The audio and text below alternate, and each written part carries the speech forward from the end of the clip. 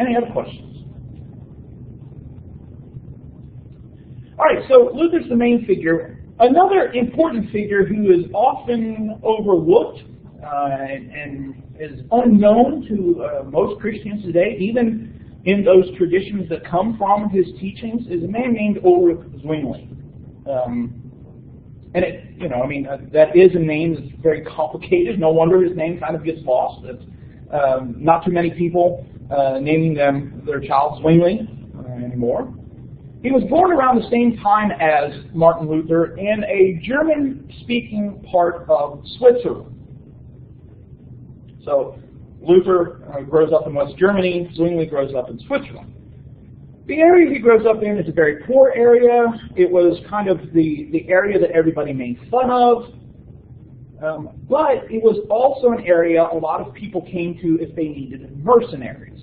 Right? And so if you needed to develop an army, you went and hired soldiers from this area.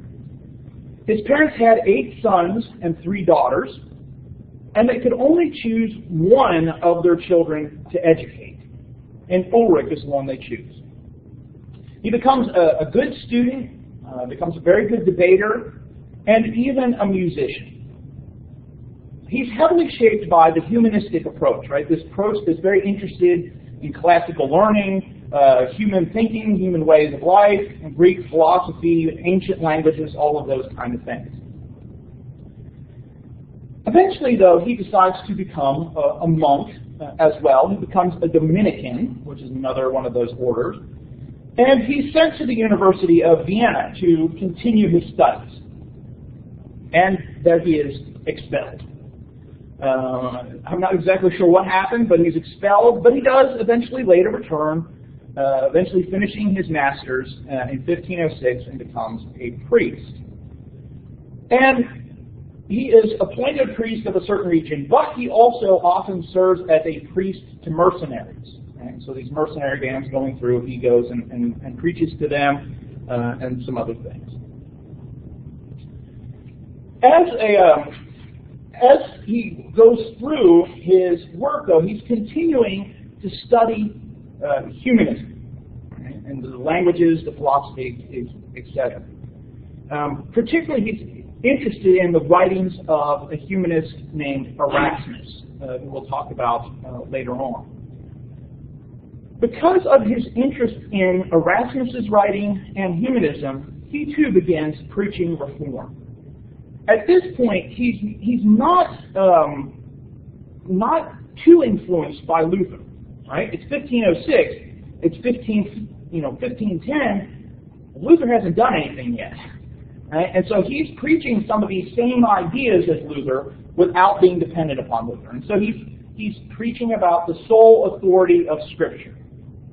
Right? In Catholic view of the time, Scripture was, of course, very important as a source of authority, but also the church's practice or the church's tradition was an equal source of authority.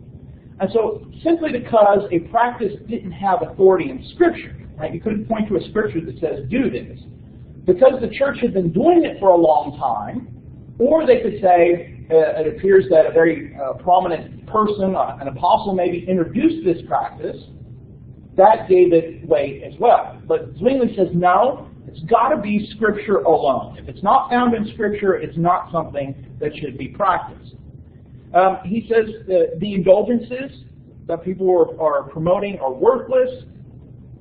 And so he's preaching some of these things before Luther is preaching them. Eventually he transfers to a larger church around 1516. So again, we're still talking about before Luther.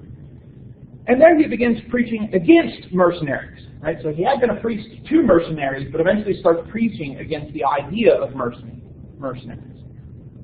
He preaches against the commercialism of the church, particularly people that were taking advantage of those that were superstitious.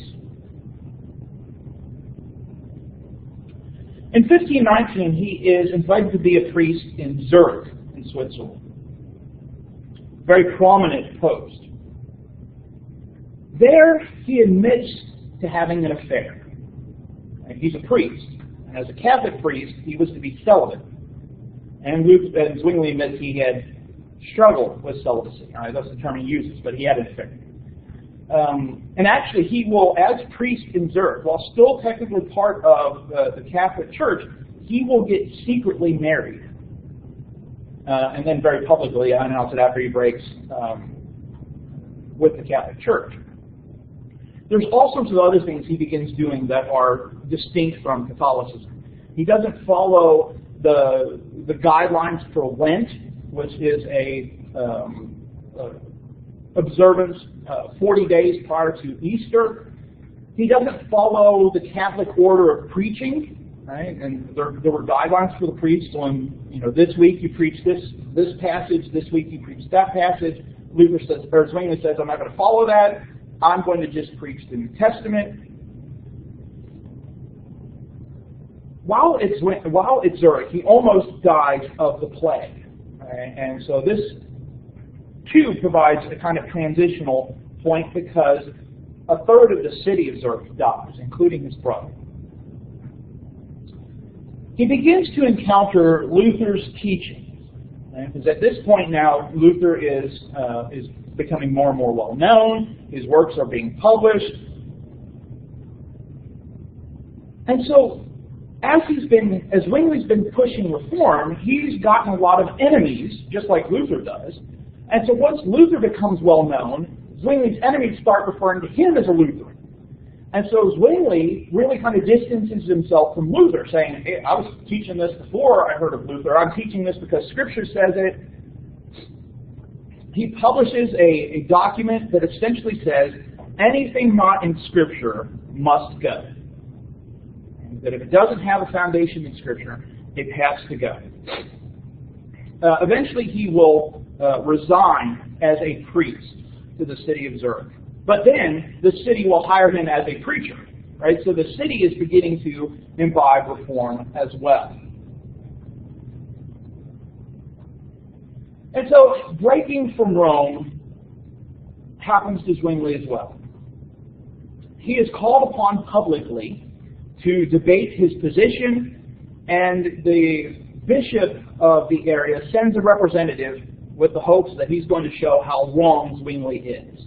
The Council of Zurich, who's kind of judging the debate, names Zwingli as the winner. And so this begins a further break of the city of Zurich.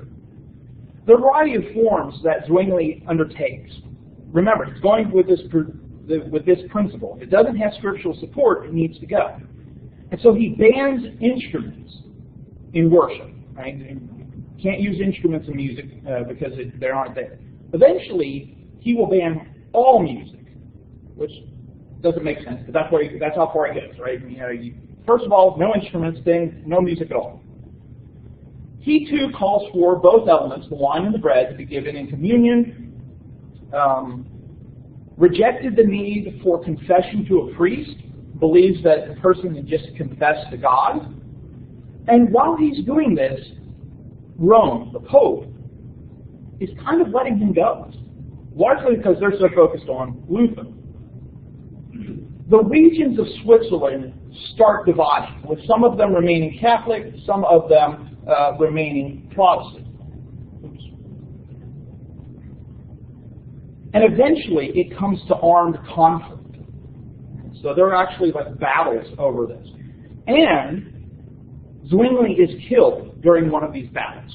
And so he takes up arms to fight against these Catholic armies. The Catholics take his body, cut it in quarters, and burn it. Right? And so Zwingli, unlike Luther, meets a rather untimely and violent end. But here we see a lot of similar ideas, but coming from a different strand than the Lutheran strand. What questions do you have about Zwingli? We'll talk about, again, some of his other views as we get into doctrine.